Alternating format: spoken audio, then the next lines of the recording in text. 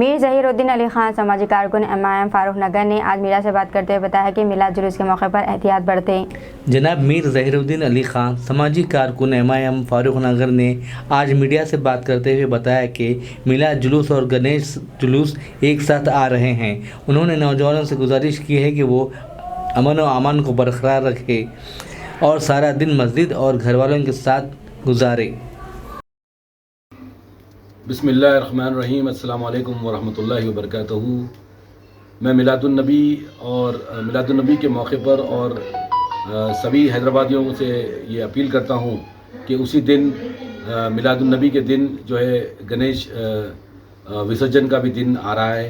तो मैं सभी नौजवानों से ये अपील करता हूँ कि उस दिन जो है एहतियात बरतें और कोई ऐसी जो है बातों में ना आए जिससे जो है हैदराबाद का जो अमन है वो जो ख़राब हो।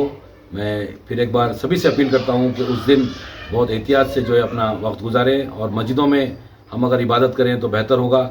और जो उस दिन जो गणेश विसर्जन का भी दिन है तो इसलिए हम जो ना ज़्यादा रोडों पे ना फिरें और अपने आप को जो है कंट्रोल में रखें और हैदराबाद का अमन जो है बरकरार रखें।